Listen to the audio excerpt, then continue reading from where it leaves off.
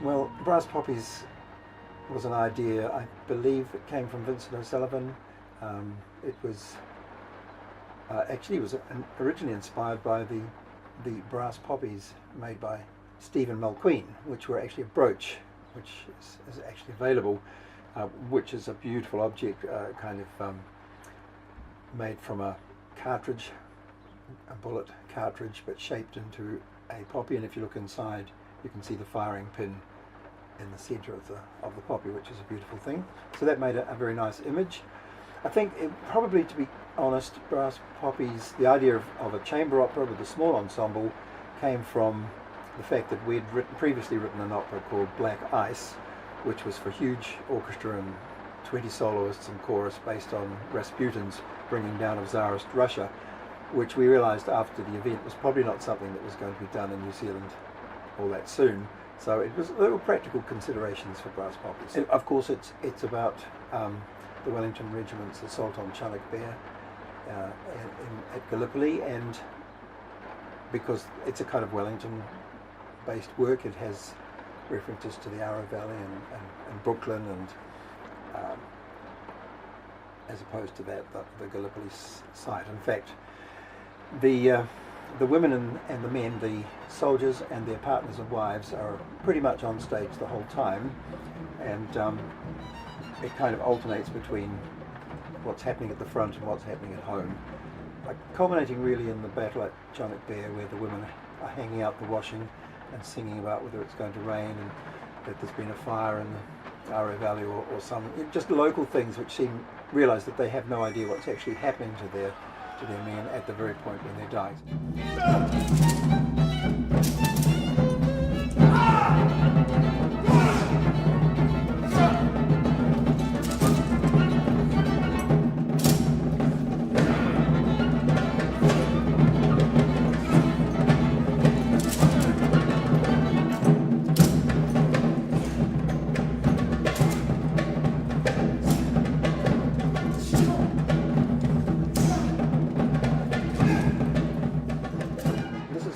Kind of poignant and so forth along of those terms, and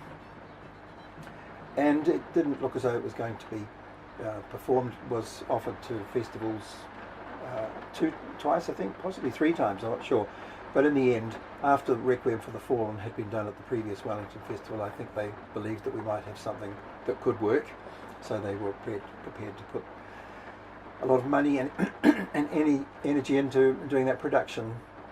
And we got Jonathan Alva to do the stage, the whole production thing, which he did very, very, very, very well in his own inimitable style. And so it was very much a kind of three-way thing that we did. Characterization of Brass Poppies, in one instance, it's based on a real person, although not actually anything historically accurate, particularly about his life, and that's William Malone. But the other 3 who make up the company of the Wellingtons for the opera aren't any particular people who historically existed. They're just characters of a kind of a young guy, a kind of happily married man, and a bit of an old grump, basically. So they all have their female equivalents of the young flighty Joyce for Billy, and Mrs. Malone, of course, for William Malone, and so forth. So the characters are not in the music. They're not really very tightly drawn. The language of the piece is fairly straightforward, and there are no leitmotifs associated with characters, except for one who's the Turk, who does actually have a motive.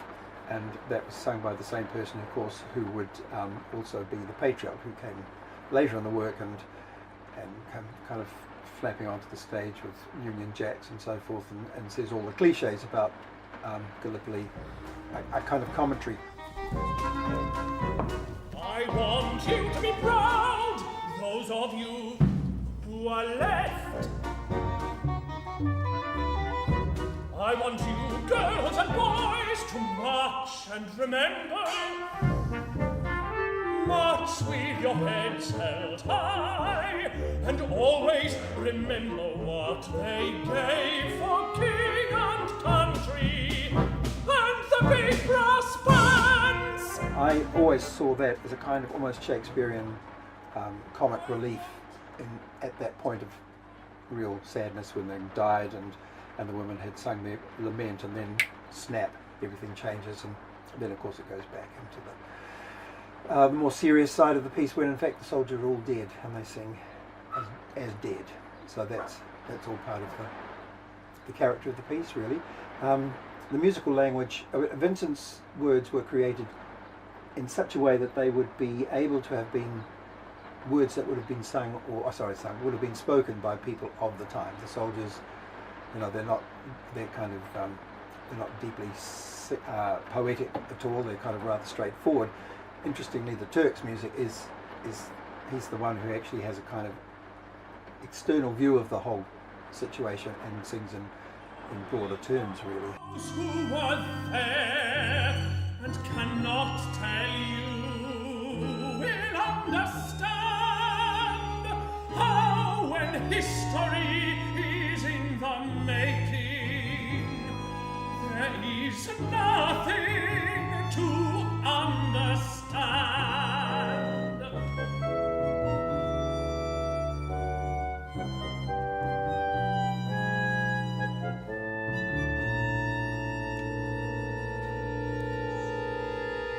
Tactics is the word used later for all hell let loose.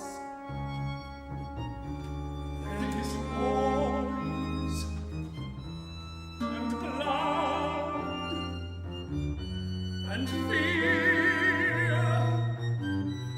There is heat and thirst. These words will tell you nothing.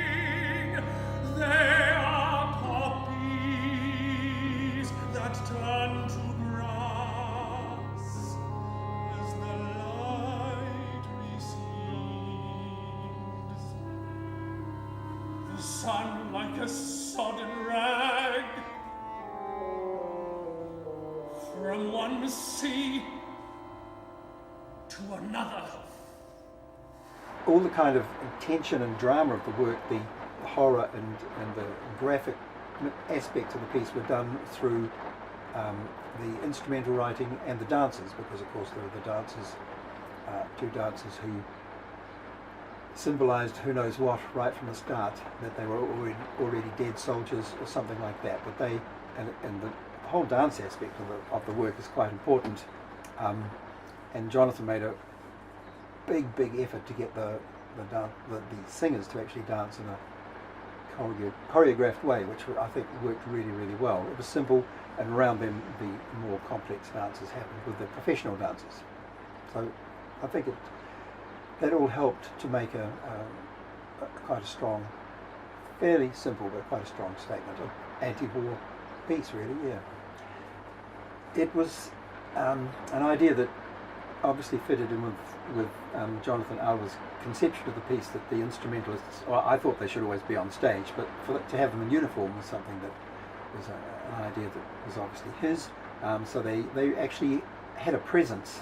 In fact, at one point, when they start at the party in the local hall at the beginning, Malone gets them to start to do the music for the dance, so they actually do have a presence on the stage, and that was a simple and effective gesture, really. And of course the ensemble owed something to the Stravinsky Soldier's Tale, with the clarinet and the bass and the cornet and the violin. I think that was probably, and the drum kit actually, so 5 of the 9 actually were also in the Soldier's Tale.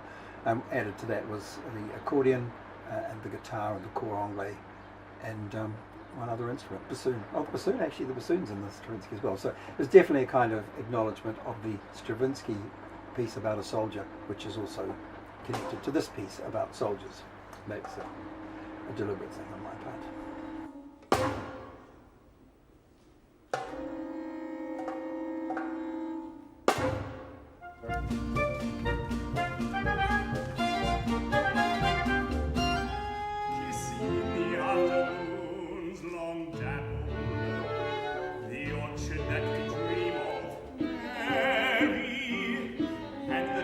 fruit on the highest branch, the one we wanted most.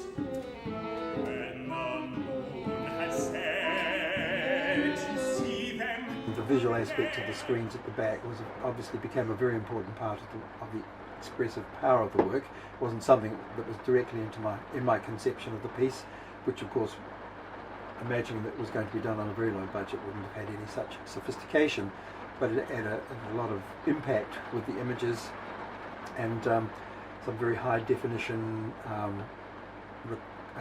filming of the singers so that they could actually take place in a battle, behind the battle as well, and that was all part of a quite sophisticated technique of projection with I think actually only one projector from behind going on to all of those screens, very high quality, the latest technology at this time for that.